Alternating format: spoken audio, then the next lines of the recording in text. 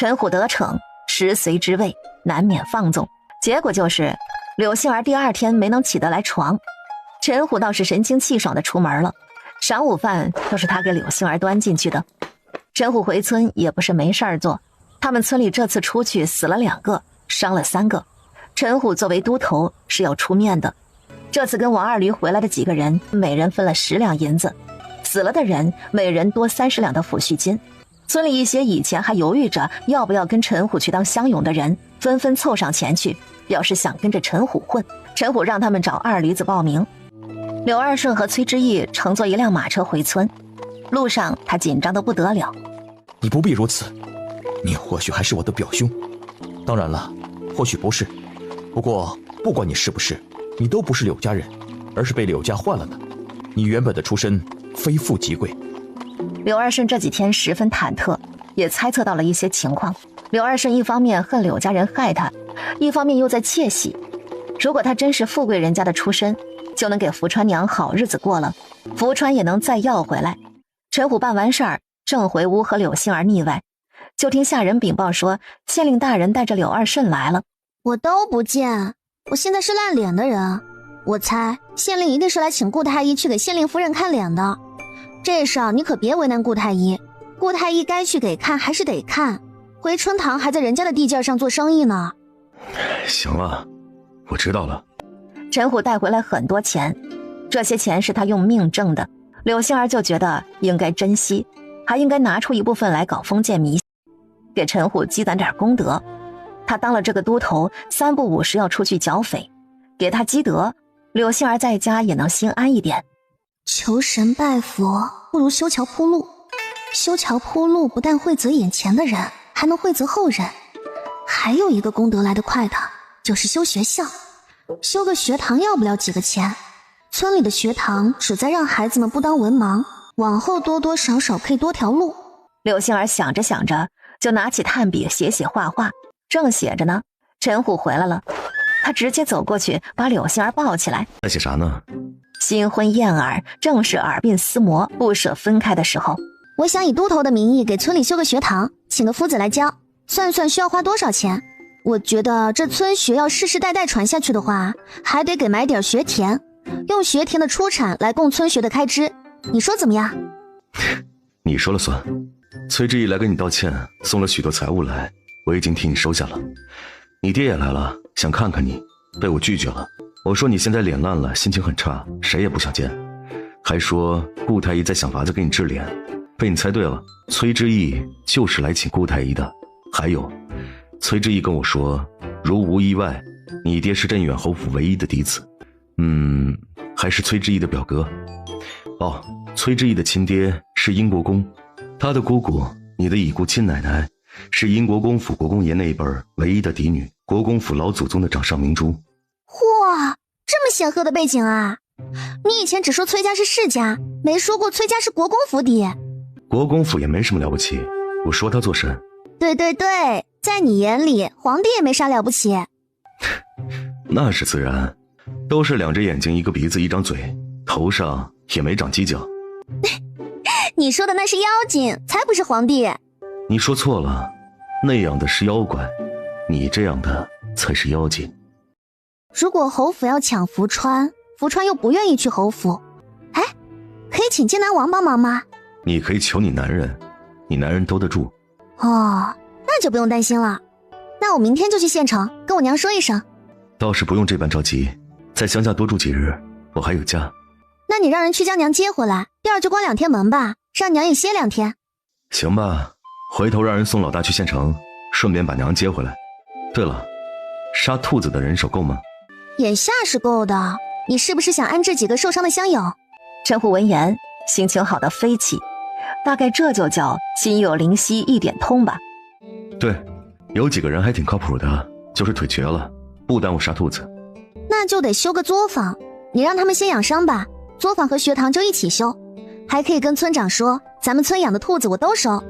这件事我去跟村长说吧，你嘱咐我2句吧，看看村学这头还需要干啥，你再给我拿些银子，我一并给村长。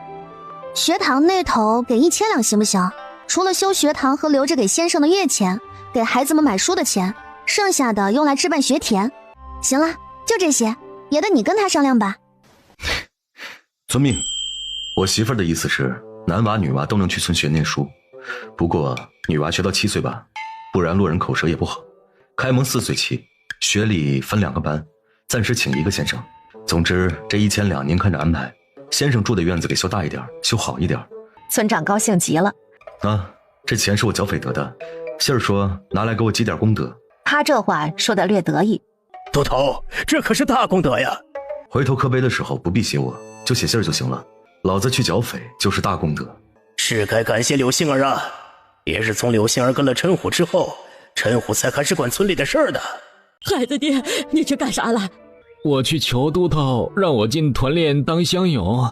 陈虎这个人护短儿，我成了乡勇，你们就能够安安稳稳的在家里面住着，不怕有人欺负你们。可是当乡勇可能会丢命的呀。哎呀，那也是可能，你还不知道吗？我肯定躲着，不会傻兮兮的往前冲。如今呢，也只有这个法子，才能保全我们一家人呢。哎呦，关啥门呢？这一天要少挣多少钱呢？您放心，关2天门，说不定后头会卖得更多，您等着瞧吧。你就唬我吧。哎，对了，喊我回来干啥呀？娘子，刘二老爷来了。娘，我得去避一避我的脸。你去吧，我正好跟他把话说清楚。福川娘。刘二顺激动地走到他面前，伸手想去牵他的手，姜氏冷着脸避开了。县令他说我可能是他的表哥，我爹可能是当朝镇远侯，我舅舅可能是当朝英国公，我可以给你好日子过了，你相信我，我可以补偿你们娘儿几个了。我们把福川认回来。县令说就算我和他不是亲戚，但我的出身也是非富即贵，要是找不到我的亲爹娘，大人会给我买房置地，我再不会让你们娘儿几个受穷受苦了。刘二顺，我们和离吧。他手上虽然捏着和离书，但这和离书是骗来的。刘二顺若真是他说的这个出身，那这和离书就不能拿出来刺激他。和离？为何？我已经不一样了，我可能是镇远侯世子，有享不完的荣华富贵。和离，或是你休了我，无论如何我都不会跟你过日子了。福川也一样，他不想再和你有任何瓜葛。你这是在害福川，你是在毁他的前程。刘二叔，你就是再富贵，你便是皇帝，我也不做你的儿子，是你不要我的，不要在这里怪我娘。我也是不得已。你走吧，我等你的和离书，或者是休书。不，我不跟你和离，我们说好要做一辈子的夫妻。你还说过要护着我一辈子，刘二顺，是你先不讲信用，就别指望我遵守承诺。你给不给我和离书或者是休书都没啥，日子就这么过吧。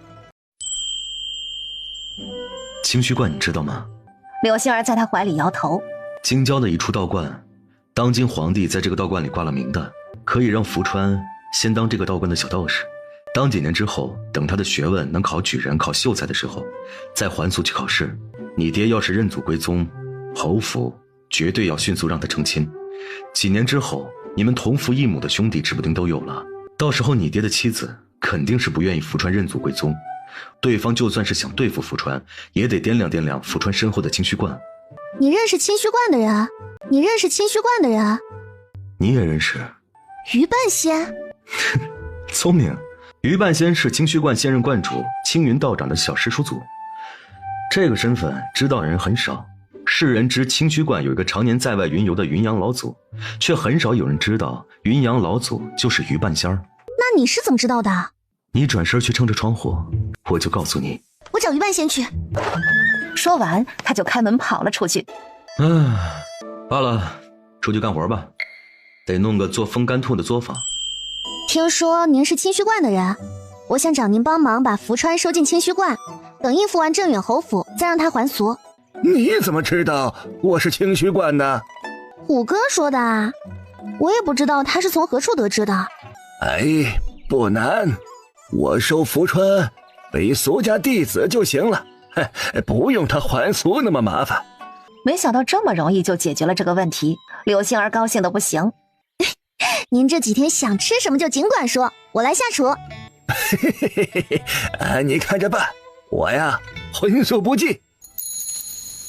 几天后，村里的学堂位置定下来了，学田也买了，先生也寻摸到了。村长和先生约定，来年开春，先生就搬过来。除了村里的孩子，外村的孩子，先生也能收。柳杏儿的作坊位置也确定了，趁着地还没动上，已经张罗人在修了。村里的事儿都安排的差不多了，陈虎也要回团练营。陈虎前脚走，后脚杜莹莹就上门了，看见柳杏儿的脸就是一愣。我的脸已经好了，就是用的胭脂里被人下了药，好在顾太医和于半仙前后脚的回来了，我这张脸就保住了。就是听说你的脸伤了，我想来看看你，可你家都头天天都在，我也不好意思过来打扰。这些东西是我带来探病的礼物，你虽好了，可我已经拿来了。哎，哪用得着这么客气？反正花的也不是我的钱，我还要谢谢你帮我花钱呢。我来找你是有事儿要找你帮忙。柳杏儿看了一眼杜莹莹的肚子，她可是知道这位不想要生下剑南王的孩子。放心，我不会害你。我来找你是想让你教教我身边的厨娘，也就你做的那些菜我还能吃得下去，他们呢就算是拿了方子也做不出那个味儿来。行，你都喜欢吃什么菜？我寻思寻思给你弄个孕妇菜谱，然后再看看你的厨娘是怎么做的。你现在让我说我也说不出来，那我就先随便做几道菜，你看看你喜不喜欢吃，喜欢哪个咱们选哪个。好。一道道的菜上来，杜莹莹的眼睛瞬间就亮了。这是炙烤羊肉串，这是鹅卵石牛肉，这是酸辣牛肉丝儿，这是凉拌猪条，凉拌鲫鱼，这是鸡枞菌炒鸭脚、鹅脚、鸡脚，这个是姜丝炒鸭胸脯肉，这是香辣鸡鸭鹅杂，这是松茸鸡汤。柳杏儿报菜名的时候，于半仙就闻着味儿撵来了，也不管主角是谁，上桌子就开吃。杜莹莹也脱了帽兜，扯了面巾子，加入了抢菜的行列。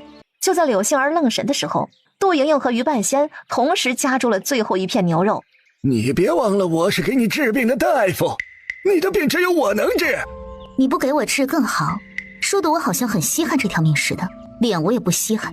要是你能让我再丑些，我就把这片牛肉让给你。老夫不与你这女子计较。吃到最后一片牛肉，杜莹莹十分开心，然后她才后知后觉看向柳杏儿，摸了摸自己的脸。娘子，我吓到你了吧？没有，就是有点好奇，为何杜夫人会想变成青面獠牙的妖怪？当然是想吓死南宫雁那个王八蛋啊，最好吓得他不娶。柳杏儿噎住，默默在心底给剑南王点一排蜡。老头儿，考虑考虑，把我弄丑些，哪怕时间不长也无所谓，我有重些。想都不要想！他已经答应过剑南王，并且剑南王也遵守承诺帮他办事儿，他怎么可能为了钱出尔反尔？敢问杜夫人，您的重谢有多重？1万两银子，这么重？这生意我接了。不是，我也可以接的。柳娘子，不如我们合伙开酒楼吧，你只需要出菜品的方子，然后稍微指点一下厨子就好了，其他的事儿你都不用管，最好每年能提供2个新菜品的思路，我算你2成的股份，这个酒楼不管开多少家，开到哪儿你都有股份，你看行不行？行。咱们这店儿叫啥名儿？你出钱，你说了算。那就叫丑居。柳杏儿怔住，就这个名字，她在有生之年能收到分红吗？亏钱不用我赔吧？不用，你就等着收钱吧，要对我有信心。我对你想霍霍剑南王的钱很有信心。等这位写好契约，他再三过目确认没坑儿，麻溜写了名字，摁了手印，恭送这位出门。陈虎冒着风雪赶回来，在前院洗得干干净净，换了身衣裳，这才搓着手回后院。进门就见小媳妇撅着腚趴在桌上写着啥。你怎么回来了？不是说不回来的吗？想你啊，这一路上就想你了，不然大雪天的，谁吃饱了撑了往回跑？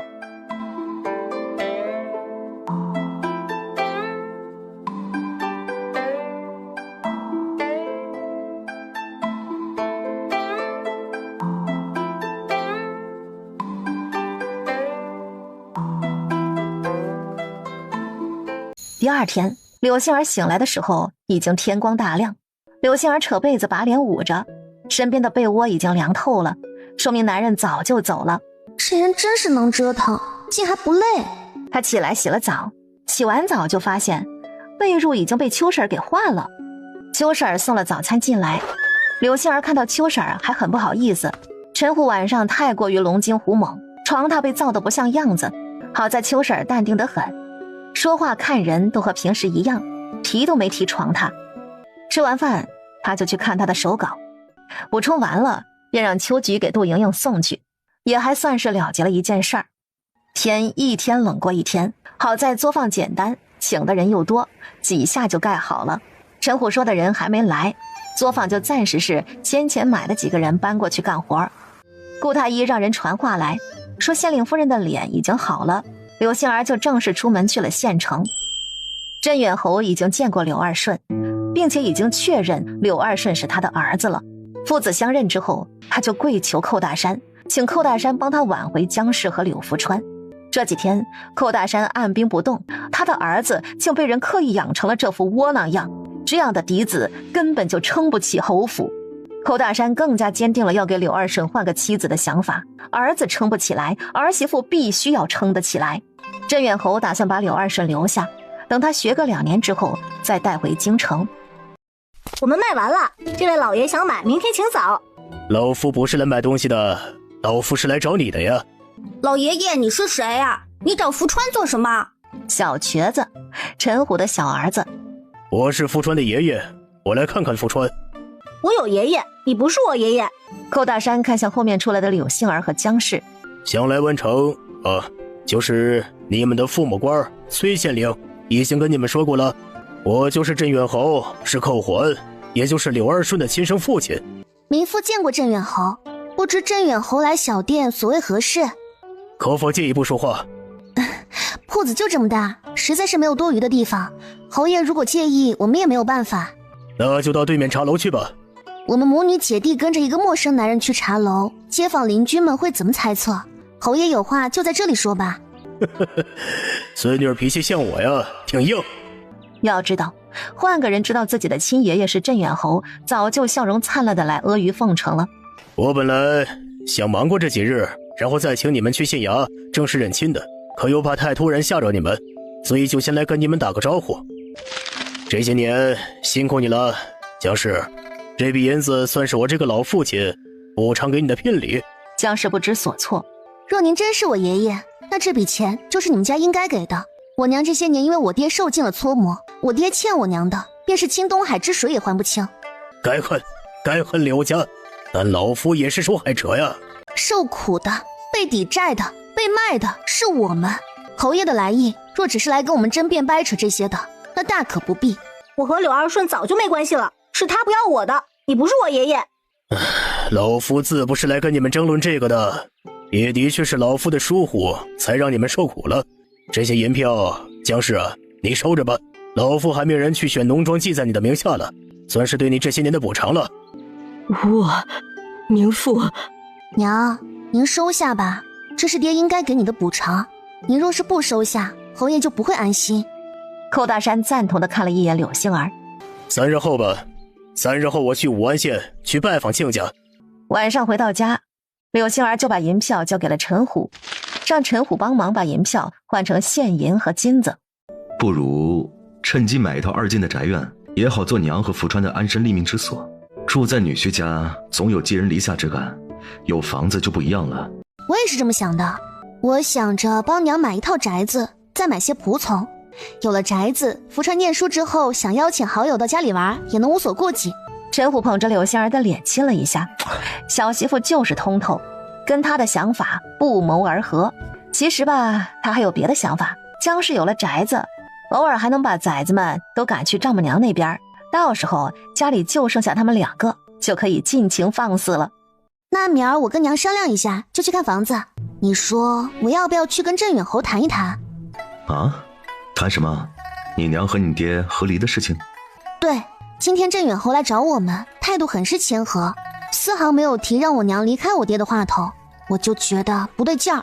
想来他是里子面子都要，不不想落下个拆散儿子原配糟糠的名声，我怕他有后手对我娘不利，故而我想挑明了说。你想怎么做就怎么做，不要犹豫，随心就好。可是遇到什么难事了，尽管说，爷爷肯定帮你啊。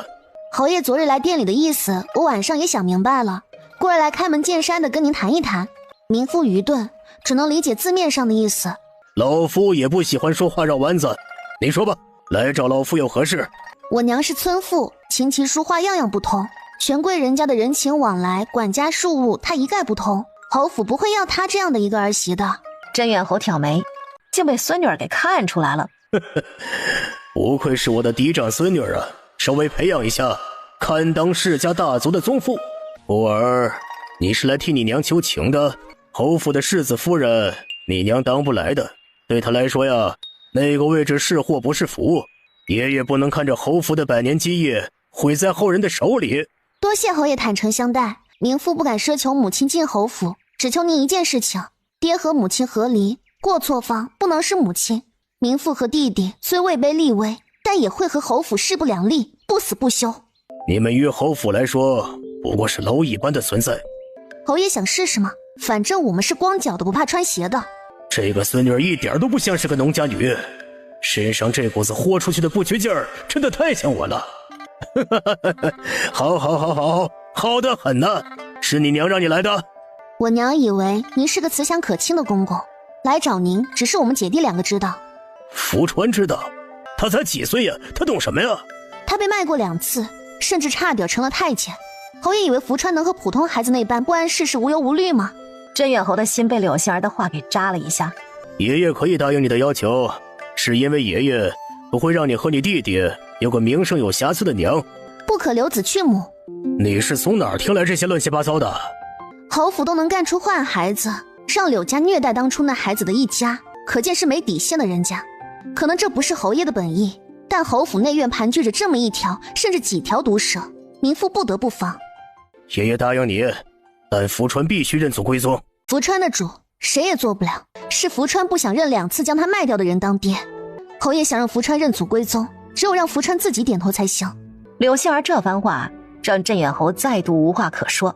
他可以强硬的认孙子，但那样的话，祖孙之间必然是有嫌隙的。民妇的话说完了，民妇告辞。慢着，你既知你娘不适合做侯府的世子夫人，也该知晓陈虎一个小小的都头，他配不上你。侯爷，若您是在民妇被抵债之前将民妇认回来，民妇自当听您的话。可惜您晚了一步。不晚，爷爷可以给你找个读书人，以后你也能诰命加身。陈虎区区一个都头，一个武夫，实在是配不上你。可是我就喜欢虎哥啊，我不喜欢读书人，而且读书人能跟虎哥比，弱鸡似的。侯爷，民妇家里还有事儿，就先走一步了。走了2步，他又转身看向甄远侯。侯爷可知县令夫人曾经害过我，若不是顾太医回来的及时，民妇可能就不是毁容那么简单。转移话题，省得甄远侯再拦住他掰扯。一口一个爷爷，爷爷是那么好当的吗？陈虎半夜回来，轻手轻脚脱掉衣衫，爬上床，钻进被窝，温柔地亲了上去。他亲得格外小心翼翼，生怕把柳杏儿给弄醒了。柳杏儿啊，她做了一个梦，羞人的梦。男人晚上不回来，她的梦里就开始飘颜色。反正在梦里，她索性放纵自己，像藤蔓似的缠着男人。小媳妇一主动，她哪受得了啊？直到陈虎把她从拔步床上抱下去，放到屋中央的桌子上坐了，人瞬间就清醒了，但下一秒却被男人单手扣着后脑勺亲了过来。对不住，回来晚了，让你等急眼了。不过不耽误交粮，今儿我多交些给你，毕竟你不白等。明儿开始不能在这张桌子上吃饭了。这一晚上都不消停，公鸡打了头道了，陈虎才罢手，给柳杏儿收拾干净，搂着她困觉。明儿倒不用再换被单入单了，你这人爱害羞，往后咱们就多像今晚一样，你便不用担心秋婶给洗脏被褥了。柳杏儿狠狠瞪了陈虎一眼，凶巴巴的样子落到陈虎的眼中就变成了可爱。第二天天光大亮，柳杏儿才醒来，身边的人还在，闭着眼睛睡得深沉。他瞅着陈虎眼下的一抹青黑，有些心疼，想起他昨夜干的事儿。上你晚上回来不睡觉还干体力活。柳杏儿轻手轻脚的起身，谁知却被陈虎从后背抱了个满怀。再陪我睡会儿。你自己睡啊，我饿了。陈虎扯着他的手往自己身上一搁，握着他的手稳稳一捏。那，给你吃，管饱。柳杏儿是真怕了他了，忙推开他麻溜下床。娘子，您在哪里吃饭啊？就在这儿吃。早上有啥？有面，还有馒头和大米粥。给我煮碗面吧，我要一个白水蛋，多放点白菜。面端上桌子的时候，陈虎也来了，大马金刀的往柳杏儿身边一坐，不等他开口，柳杏儿就让秋婶给他煮大排面，再把馒头拿来。你今儿啥时候走？今儿就不去了，明儿我要出一趟门，恐怕得年前才能回来。咱们是回村里过年，还是在县里过年？过年回村过吧。那你什么时候回来？腊八节肯定是赶不上了，小年能回来吗？糊涂鬼，腊八节已经过了。过了？是忙昏头了吗？小娘儿不知道，但除夕我一定回来。吃完饭回屋收拾包袱的时候，很是抱了一会儿柳杏儿。你在家要好好的，我给你留4个人，出入都要带人，万万不可一个人出门。再有几日老大就该放假了，到时候家里有啥活就全都让他干，不要舍不得花钱，我去弄钱来就是给你花的。柳杏儿在他怀里点头。你出门在外也要小心，这次也是去剿匪，要不要带顾太医或者是于半仙？不是剿匪，还是燕家的案子，不带顾太医这个拖累。柳杏儿闻言就挣脱他的怀抱，去找纱布，找伤药以及别的药丸。他很是享受小媳妇围着他转悠的感觉，享受的下场就是原本只打算带一个小包袱走，然后柳杏儿的东西越收拾越多，最终还换成了床单来包。到了集合的营地，背着小包袱的大家伙看着陈虎硕大的包袱抽唇角。出发。陈虎离开之后，柳杏儿就拿黄历出来看，借着这段时间去采买了不少衣裳，还让裁缝来家里一人做2套新衣裳，过年换着穿。在等衣裳的这几天，柳杏儿和姜氏又去买了一辆马车，姜氏出钱。这马车呀，是他给娘家买的，这么多年了，要是没有娘家时不时接济他们一家人不一定能不能熬过来。我陪着娘回趟武安县，我的事儿还是要好好跟爹和哥哥们说一说。行，那就一起回武安县，带上福川一起回。裁缝铺的手脚还是很快的，隔天就把给老太太做的衣裳给送来了。姜氏和老太太装了一马车的东西走，柳杏儿站在大门口目送马车没了影儿才回。姜氏和姜老太太回武安县了，柳杏儿就带着新买的仆从回村去了，铺子交给小老二和小老三。小老二的身体一天比一天好，他也不累，就是坐着收钱，顺便指挥一下下人忙活。下人不会做蛋糕，蛋糕就在村里烤好了，让人送去县里就成了。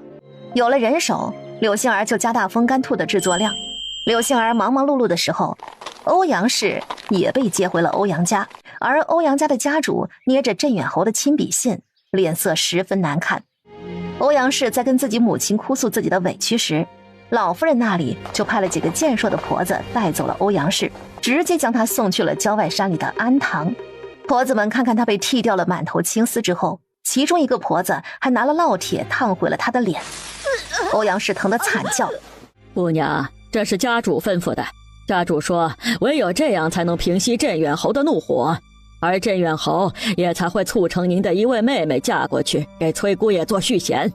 婆子的话犹如晴天霹雳劈在欧阳氏的头上。当初她可是用尽了法子，耍了些手段才嫁给崔之意的。当初崔嫁给崔之意看的是欧阳家的另外一位姑娘，可到头来竟都是一场空啊。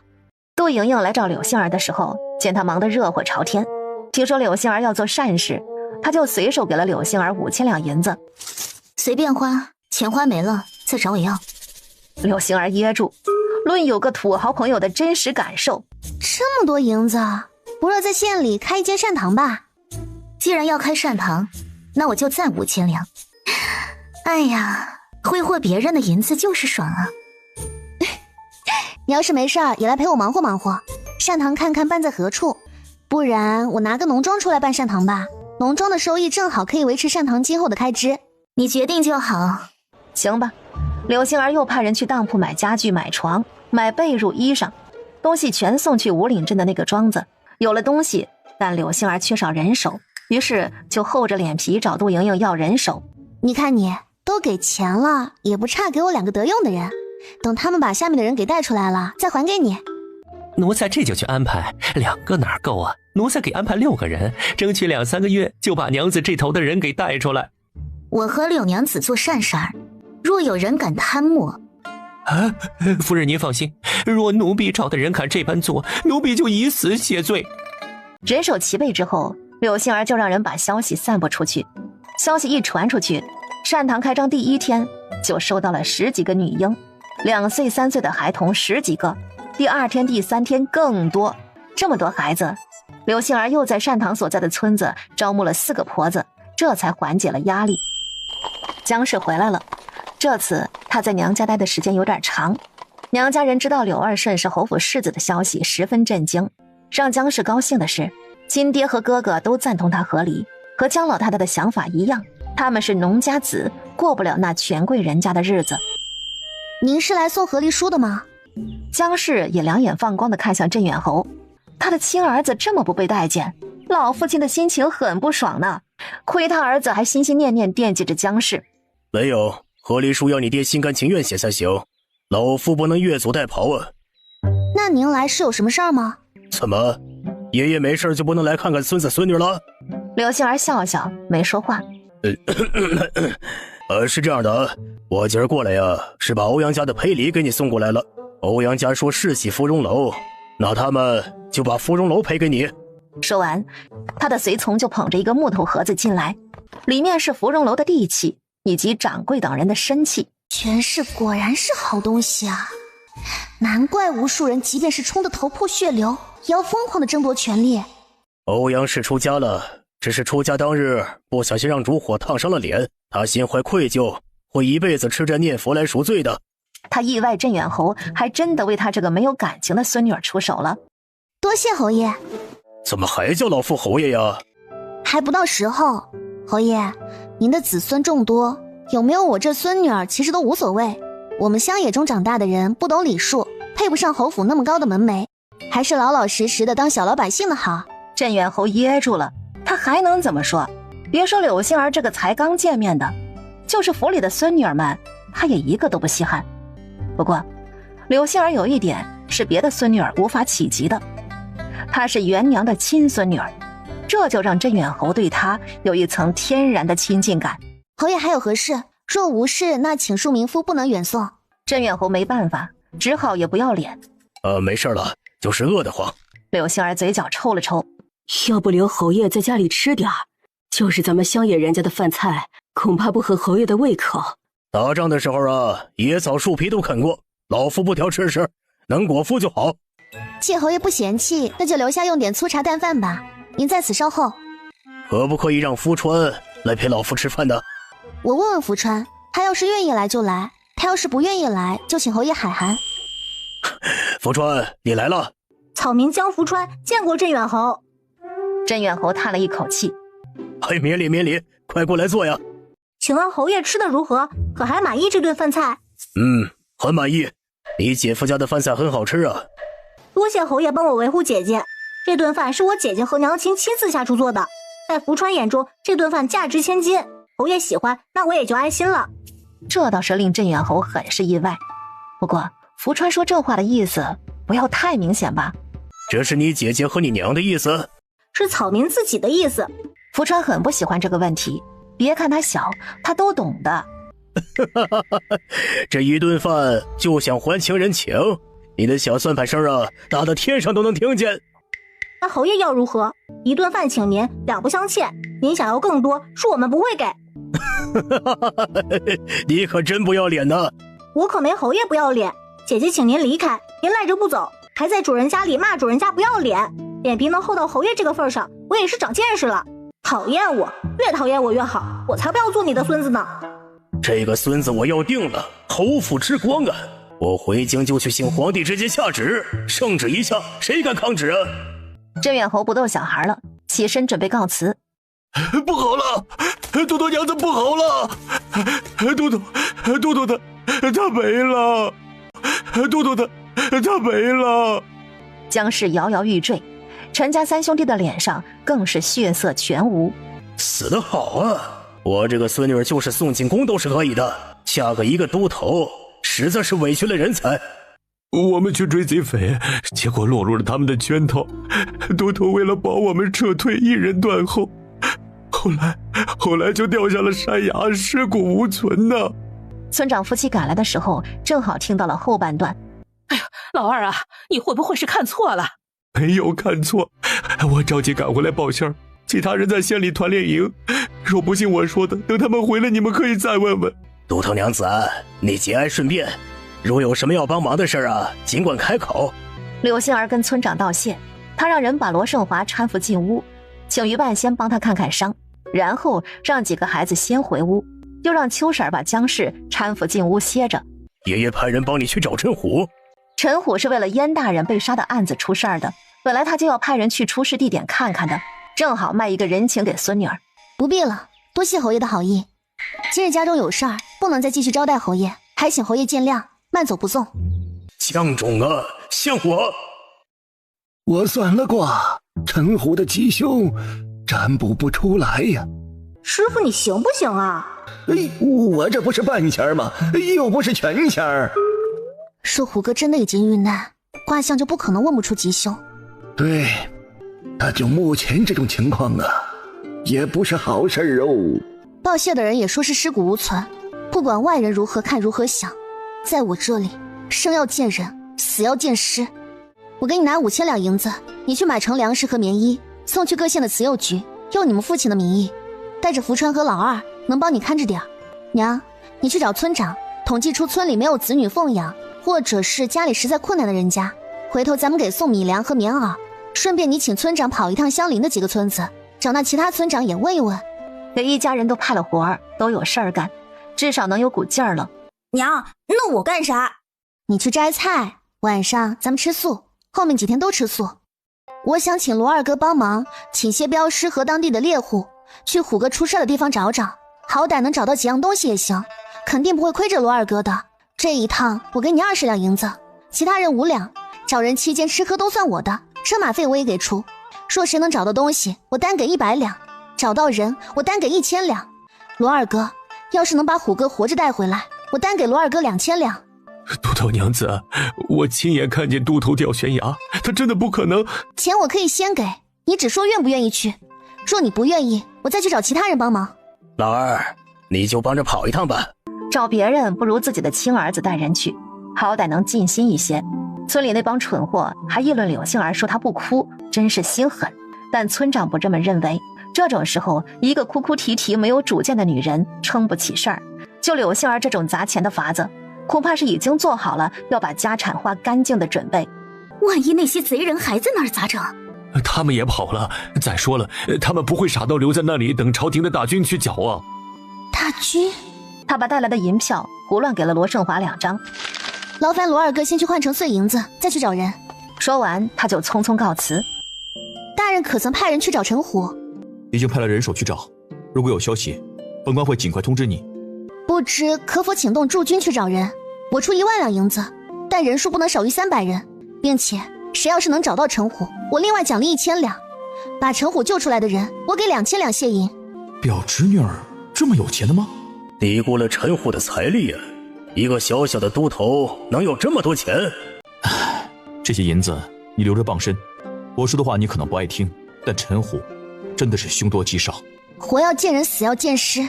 大人只说帮不帮这个忙，要是大人不帮，明父就去找别人。我帮你。罢了罢了，杏儿以后没钱了，姑父不可能不管的，再不济他也是可以管的。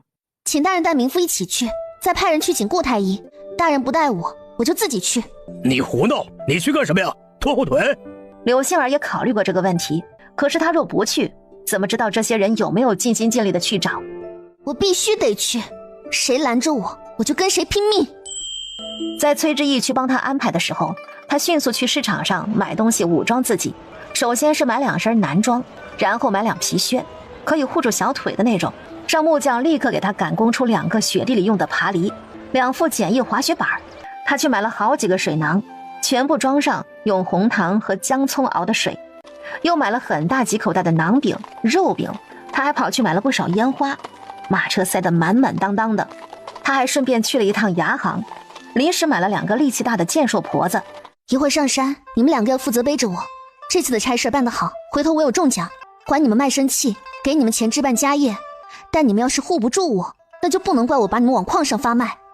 娘子放心，奴婢有的是力气。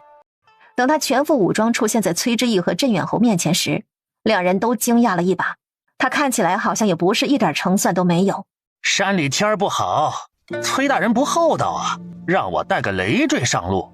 这是本官的表侄儿，还请冯百户多多关照。柳杏儿加了100两银票给冯百户。行，崔大人尽管放心，本官会照顾好你侄儿的。还请大人派20个人给我，听我的指挥。这不合规矩。柳杏儿又给了他100两银票。冯百户哈哈大笑，当即点了2组人手给他。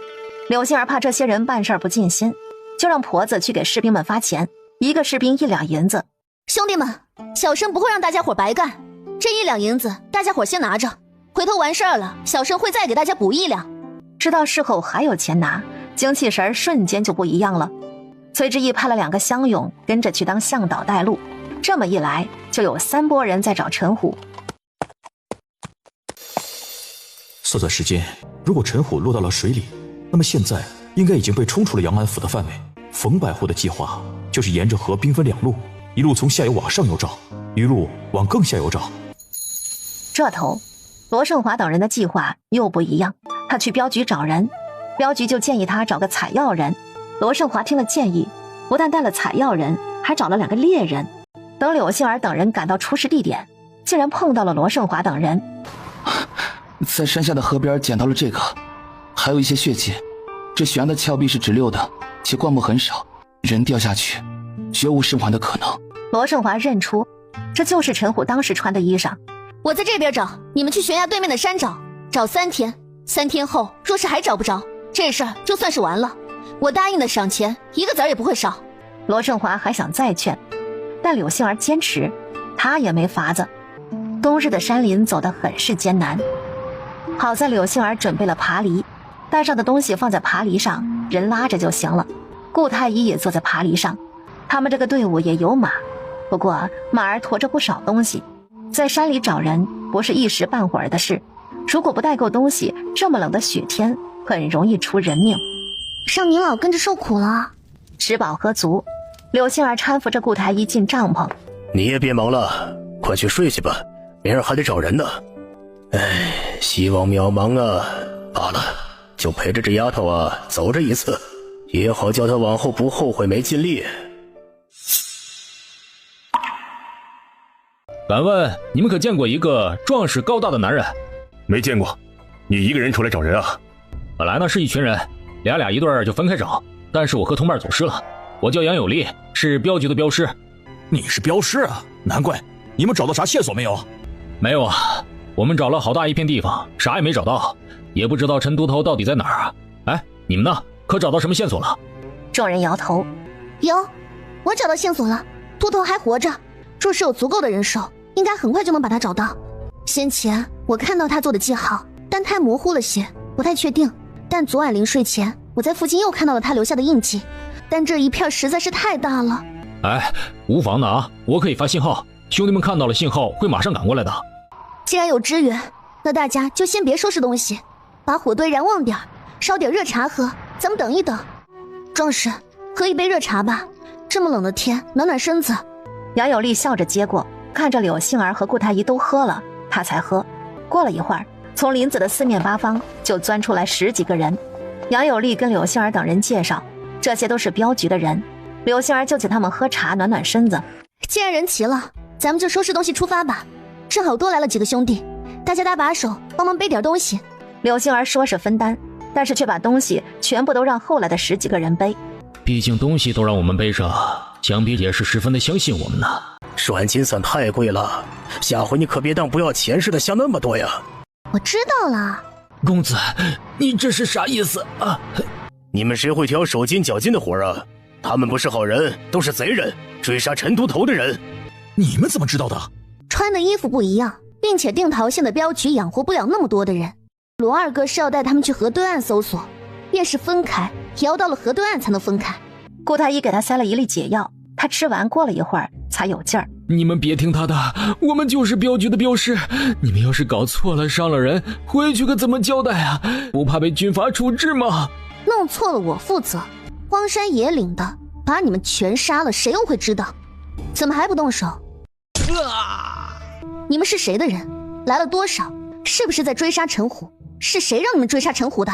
我们是天刀门的人，我们本来不是专门追杀陈虎的，是雇我们保护的那位贵人被陈虎带人围了，本来贵人已经跑不掉了，但陈虎那边好像出了什么问题，开了一道口子让我们跑出来了，然后贵人就让我们反过来埋伏陈虎，是贵人猜中了，陈虎果然是能耐，掉下悬崖都能再爬上来，然后我们就一直在山里追杀他，先前那些人追到这边就没了动静，我们才跟过来看看呢。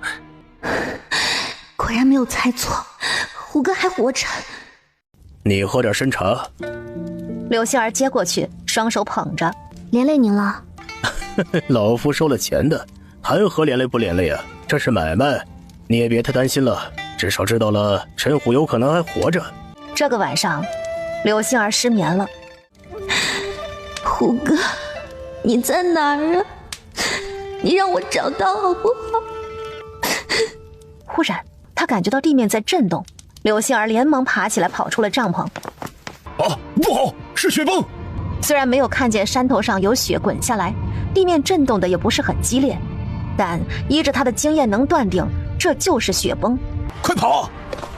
他那帮人包括猎户全跑了，完全没有管柳杏儿几人。两个仆妇吓坏了，也跟着跑，只有陈虎跟柳杏儿的4个人没有跑。别管我，你快跟他们跑！来不及的，我们把东西搬到巨石下面去，把帐篷撑在巨石下头，所有的帐篷都拆了，快！吃的、爬犁、柴火全搬下去。巨石下有个凹进去的地方，正好可以让他们容身。震动越来越大，他们听到了轰鸣声，所有人都紧张得很。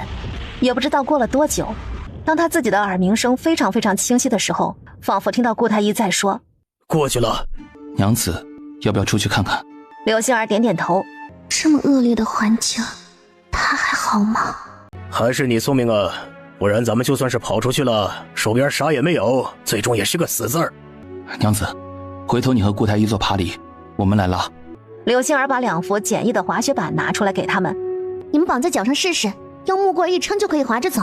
几个人都不笨，学一会儿就学会了，几个人就这么上路了，这样的确省力很多。还要找陈虎，柳杏儿拿出鱼图看，估摸他们所在的位置，陈虎可能在的位置。放下东西滚，老子可以留你们一命。天刀门的人，你怎么知道我们是天刀门的人？自然是谭门主告诉我的。你认识门主？你们门主是我姐夫，不是正经姐夫，我姐姐是他的外室。顾太医这会儿也没管他们，在给杨六和董栓子取剑疗伤。这老头智商是个老手，他们到底是啥来头啊？你们怎么会在这儿？贵人身份贵重，门主怕任务有差池，就带着我和爷爷去到贵人身边。听闻那个陈都头有点厉害，门主就派人带着我和爷爷进山，想帮你们一把。结果遇到了雪崩，门主给我的人都折了，只剩下我和爷爷，还有我们自己的几个护卫。可惜被你们杀了一个，伤了2个。知道的还不少，看样子这女人说的应该是真的。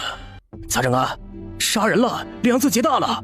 不然一不做二不休，反正杀了谁也不知道是我们杀的。放心，我不会计较的，死一个护卫而已。冰天雪地的林子里，多一个人多一分生机。我这个护卫可不便宜，等出去以后，你们不赔个200两银子，我肯定是要跟姐夫告状的。2人这才将刀入鞘。你们明明还有剑，为何不把我们全杀了？剑用一支少一支，在山林里可不敢把剑都用光了。还挺聪明，姐夫教导有方啊。可惜什么？你们不杀我们，死的就是你们了。柳杏儿哭着跑向陈虎，陈虎咧开嘴笑。我就知道你稀罕我，看看都追到林子里来了，刘星儿扑到他怀里抱住他的时候，哭得上气不接下气。就这么想我，咱们把营帐扎远点儿，夜里我就在这林子里把你喂饱了。啥时候了还惦记这事儿？不过这人还能说骚话，说明人没啥问题。虎哥，你怎么了？你别吓我啊！顾太医给陈虎把脉，你别丢下我好不好？我才找到你呢，只要你能醒来，你以后要干啥我都依着你。先熬着给他灌下去，虽然我带的药不全，但是好在保命的药丸子没少带。眼下陈虎不宜挪动，不然呢，咱们该想法子下山找个镇子，不好采买点药材啊。我已经给他扎了针了，要紧的是今天夜里啊，他肯定是要起烧的，到时候你用热水头帕子给他擦擦身上的汗，如果他冷呢，你就想法子暖暖他。好。刘星儿接过草药，把它们放进罐子里，再放到简易的灶上去熬煮。剩下的粥您和2个伤员吃吧，我一会儿用姜汤泡馍馍吃。顾太医也没矫情，一把老骨头跟着年轻人在冰山雪地里熬，他可不敢亏待自己。半夜陈虎果然烧起来了，顾太医没法子，该给他吃的药吃了，该给他扎的针也扎了，剩下的就是尽人事听天命。刘星儿折腾了半宿，结果陈虎半夜发起了寒。刘星儿忙将2张羊皮和2件厚棉袄盖在陈虎的身上，可他还是冷。刘星儿没法子，他把陈虎的大脚丫子从被子里掏出来，撩开自己的衣裳塞到自己的怀里。他的大脚像冰砖一样，冻得刘星儿直接哆嗦，热乎乎的肚皮没多久功夫就被冻凉了。他只能将他的脚往上头再挪动，等肚皮重新暖和起来再给挪下来。这时心口也凉了。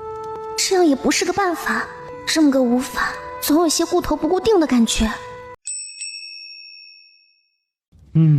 我果然是稀罕小媳妇儿啊，人都死了还惦记着这对白兔呢。可惜啊，不能实现诺言，在除夕前回去找他了。也不晓得过了除夕没有，若是没过，魂儿飞回去也该算的吧。陈虎动了动手，等他魂飞魄散就再摸不着了，他得多摸一摸。刘星儿被他抓得疼，见他瞪着个眼珠子盯着帐篷。虎哥你咋样了？你说句话好不好？他想起身，一动弹就被陈虎给摁在了怀里。让我再搂会儿。刘星儿砸到他怀里，压到了伤口，他感受到了一股子湿意从胸口蔓延出来。陈虎闷哼一声，他的眼珠子陡然瞪大。我操，老子真活了！你的伤口在流血了。陈虎咧嘴嘿嘿笑，他松开了柳杏儿。活了就要珍惜，不然小媳妇就要成寡妇了，老可怜了。柳杏儿连忙起身，慌忙从被褥里把自己的衣裳扒拉出来，几下穿好。顾太医，陈虎醒了，你来看看啊！他胸口的伤又渗血了，您赶紧给看看。说完，柳杏儿就慌忙去准备热水。顾太医把绷带拆开，露出一个3寸长的伤口来。都说了他的伤口很严重，要小心要小心，你怎么……老头，不许凶我婆娘，跟他没关系，老子弄的，就想知道老子是死是活。顾太医翻了个白眼儿，心说这是哪家神仙放出来的棒槌？你的手再重点就不用搞清楚，必死无疑了，伤口太深了。如果把伤口缝起来呢？把伤口化脓啊，主要是针线这些东西脏东西碰了伤口会坏得更快。顾太医手里的药不齐全，还没有麻沸散，杀邪的药手边有，但是不多。行李里有烧酒，我可以把烧酒提纯成酒精，用酒精可以给手术器具消毒。但柳杏儿又迟疑了，万一失败了咋整？陈虎的命就……那就缝起来，别墨迹了，死马当活马医吧。老头，你说说，就我这样的，缝和不缝，哪个活下去的机会大？行吧，反正我手里有家伙事儿。麻沸散没有，但迷药还剩下一点，可以加点药改造，多少能有点用处。没有专业的器皿，柳杏儿就用现有有限的东西蒸馏酒精，浪费挺大。好在够顾他医用，给陈虎服了改造过后的迷药，他就让柳杏儿给他打下手。他给陈虎缝针，他身上大大小小的伤口一并处理了，然后缝到一半，陈虎就醒了过来。没麻药了，不然就封一半，反正剩下的也不长了。你一个太医这么不严谨的吗？您能不能扎针帮他止疼？扎针止疼要2个人配合才行，一个人扎针，一个人缝针。不然你来缝针，和缝衣服一个样的。你认真的？瞅着陈虎额头上的冷汗，柳杏儿不行也得行。你自个儿缝的，往后不许嫌弃难看。柳杏儿瞪了他一眼，把一块叠好的帕子递给男人咬着，麻药的劲儿散了，得有多疼？柳杏儿完全没法子想象，她只能硬着头皮上，学着顾太医先前的手法给陈虎缝。但他下手不果决，而且这缝肉和缝布是两回事啊！陈虎脑袋上的青筋都爆出来了，但陈虎愣是一声疼都没哼出来。一截小小的伤口，愣是把他缝得满头大汗。伤口缝合完了以后，柳杏儿几乎瘫倒在地上。你也歇会儿，怕得要老夫来熬。我来吧，你也累够呛。顾太医也不逞强，回自个儿帐篷歇着去了。柳杏儿一边熬药，一边熬肉粥，人虽累，但到底放心了些。勺子凑到陈虎的唇边，陈虎却不吃。我昏迷的时候你咋喂我的？还那样喂我？你昏迷了怎么知道？中途醒过，以为在做梦，就又晕过去了。药太苦，我自个儿喝，你学那样喂我吃粥就好。刘杏儿端着碗，眼泪大滴大滴的往下掉。陈虎一下子就慌了。你咋的了？哎呦，祖宗，你说啥我都听。你欺负我，你出事了我就担心，我还得稳住家里人，一路上都提着心，遇到了天道门的人，后来又遇到雪崩，买来的仆妇和请来的士兵全跑了。昨夜你起热，后来又发寒，我一直绷着心，你能不能好好吃饭，好好喝药，别折腾我。他也是心弦绷得太久太紧了，一下子爆发出来，就有点刹不住车。祖宗，我错了，等我好了，你想咋地就咋地，好不好？别哭了。然后男人求着柳杏儿给他喂饭，说他饿了，让柳杏儿喂快点儿。帐篷又不隔音，顾太医他们全听见了。这一口强塞的狗粮有点多，一下子就把人给塞饱。柳杏儿也没哭多久，陈虎愿意吃他就愿意喂。这次陈虎屁都没放一个，全程乖巧脸。给陈虎喂完药，柳杏儿合衣在陈虎身边躺下，心里的大石头暂时放下，他几乎是秒睡。他还打起了小呼噜，给陈虎既愧疚又心疼，浑身是伤的他想搂人办不到，只能摸索着把小媳妇的小手抓进掌心。他也闭上眼睛睡了过去。柳杏儿这一觉睡得老香了，她是被陈虎给捏醒的。媳妇儿，我想尿尿，快炸了。柳杏儿忙起身出帐篷，外头的天果然已经黑透了。这趟进山啥都带了，就是没考虑到夜壶，就找了个水囊，用刀把水囊的口子给切下来，这样口就能大点儿。他拿着水囊进屋，给陈虎解开裤腰带。尿吧，你慢点，别露出来了。陈虎傻眼，给他自己都整得不好意思了，那水囊差点没撑爆了。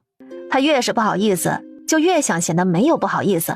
男人嘛，可不能丢脸面。咋样，我厉害吧？你跟了我，可是捡着宝了。柳杏儿噎住，这张嘴就没有不欠的时候。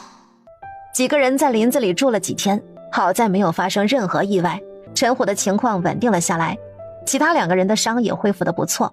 顾太医就建议派人下山找几个帮手，把陈虎给弄下山去，顺便在山下村子里租一套院子，让他们可以暂时住一下。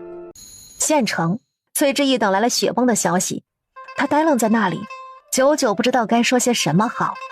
在县城等信儿的镇远侯也被这个消息给打懵逼了，他后悔那个时候没有派人将柳杏儿给拿下。为着等消息，江氏和陈家人都来了县城，等到现在却是雪崩和又搭进去一个人的消息，江氏当场就受不住晕了过去。福川哭得上气不接下气，陈家3兄弟也傻了，他们自责不已。不管外头咋传，你们自己个儿不许乱了阵脚。我给他们算过卦，有惊无险，你们好好的把家里稳住了，该干啥干啥，好好等着就是了，莫让旁人看了笑话。于半仙这话一出，所有人的眼中都迸发出希望的光。这两口子的瓜都是看不透的，哎呀，眼下也只能是听天由命喽。哎，没想到啊，陈虎没了，他媳妇儿也跟着没了。听那湘勇说，雪崩的方向正是陈虎媳妇儿去找他的地方。或许这就是命吧。不过他们夫妻一起走，黄泉路上倒也不会孤单呢。是啊，谁知道这次任务这么艰难？若不是你，估计那些湘勇能回来的少。这次陈虎折了，团练那边估计大人会交给你。恭喜你啊，兄弟！哎，这句话可别让人听见，不然误会我怎么办呢？我跟着陈虎一起出去，结果他没了，我还好好的。是我不好，这个时候是不好说恭喜。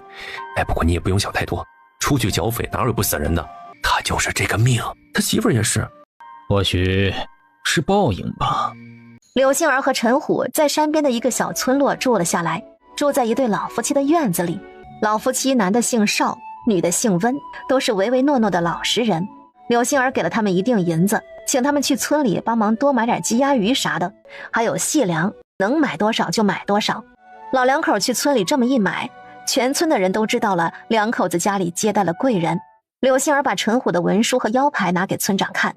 我们都头是定陶县的，奉命进山剿匪，结果遇到雪崩，不知村长能不能派人去一趟定陶县，去通知一下定陶县衙的人来接人。雪崩阻断了出村的路，要等到不下雪了才能带人去清路啊。这要等到啥时候啊？娘他们还不得担心死啊？杨六请村里人带他去看了，出村的山路确实是被大雪给封堵了，不只是雪，还有很多从山上滚下来的树木和石头，想清理出一条路来很难，两人都没办法，只能等。好在村里有郎中，家里有不少草药，顾太医跟着他去买了不少回来。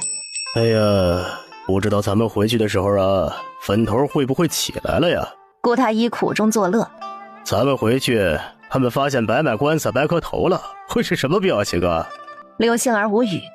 哎呀，我得去看他们给我点的穴风水好不好。那风水好，我以后就去吹；风水不好啊，就请于半仙儿重新给我找个地儿。您将来不是进祖坟吗？进祖坟怎么选？祖坟的山头大，也要分前后和东南西北。原来这样啊，原来这样啊。柳爷，民妇给柳爷见礼了。兰花，快给柳爷行礼。民女见过柳爷。你们是？回柳爷的话，民妇是少儿媳妇，您几位租的是我家亲大哥的房子，这房子呀太破了，您几位哪能在这遭罪呢？我家那边要宽敞些，已经收拾出好几间屋子出来了，民妇这就来接几位过去住。不必了，我们都头身上有伤，不宜总是挪动。还有别的事吗？我这和顾大夫正商量事儿呢。我们这就出去，柳爷您忙，您忙。哎呀，真香啊！他拿了个碗出来，把锅里的鸡腿扯下来2个，又扯了好些肉放碗里。只有2只鸡，咱们再把剩下的鸡腿吃了。都头他们问起来可咋整啊？受伤的人喝点鸡汤就行了，哪能大口吃肉啊？柳爷和朱爷2个又能吃多少？两母女在灶房吃得可欢实了。邵大2口子回来看到这一幕，脸都吓白了。老儿媳妇啊，这是人家都头的吃食，你和兰花怎能这样啊？切，怕啥呀怕！我让兰花去给都头送吃食，我把兰花好看嘴甜，跟都头多说几句好话就是了。都头万安，小女邵兰花是来帮大伯大伯娘照顾都头的。都头，小女来伺候您喝鸡汤。正当他弯腰要搀扶陈虎的时候，陈虎吐了，吐了邵兰花一头脸。他不是故意的，他真的是被恶心的。邵兰花尖叫着跑了出去。柳杏儿要进来看，陈虎不让。你别进来，先让人进来打扫一下，让邵大爷邵大娘去给我烧点热水洗漱一下。柳杏儿秒懂。邵二嫂，就麻烦你去都头屋里打扫一下了。柳杏儿点了名字，邵儿媳妇就没办法，只得在柳杏儿注视下捏着鼻子去陈虎的屋子里打扫。老两口端着热水来了，柳杏儿就进去帮他洗漱。哎，你赶紧出去，又不是没有干活的人。属下怕他们伺候不好都头，都头照顾好您是属下的责任。说话间，他已经把帕子投了给陈虎擦脸。陈虎没法子，他现在就是头被人捆住手脚挖了爪牙的老虎，只能任由柳杏儿揉扁搓圆。你们出去吧，都头才吐了，这鸡汤就喝不了，端出去吧。连我那份和剩下的全倒了，谁也不许吃。这也太浪费了吧。哎呀，成，柳爷您放心，我这就把鸡汤都倒茅坑去。邵大爷羞得老脸通红。那个，要不草民把银钱还给都头，柳爷您几位去村长家借住吧。他家老二媳妇不是个消停的，今儿能来吃人家的鸡，明天就能来扒拉别的。都头不宜挪动，就在这住着吧。邵老二家一锅鸡汤，一家人吃了个肚滚溜圆，一点儿都不剩。郎中快点，邵老二一家子全拉裤兜子上了。邵老大两口子一听就慌了，忙跟着郎中一起过去。你给下了多少啊？那一小包药粉全下了。难怪了，你也忒败家了。老夫的药都是精品，下一点就行了。我手抖。手抖个屁！明明是那家人打陈虎的主意，你生气了。哼，下回手不许抖啊。嘿，下回我就不用泻药了，您这药太金贵了，不合适。媳妇儿，我今天很高兴。为啥高兴？你生气了？啥人啊？我生气你高兴？你因为那个娘们勾引我生气了，我就很开心啊。你放心，就是来个天仙在我面前脱光了，都勾引不走我。柳杏儿没想到他是为这个高兴，心里忍不住冒泡泡，面上却凶陈虎。你小天仙不说，还想看人家脱光，眼珠子给你戳瞎了。仙女儿也不看，就看你，这辈子我都是你的，你一个人的，开不开心？柳杏儿被他炙热的目光盯得红了脸。陈虎瞅着柳杏儿端着碗出去的背影，老夫老妻还害羞。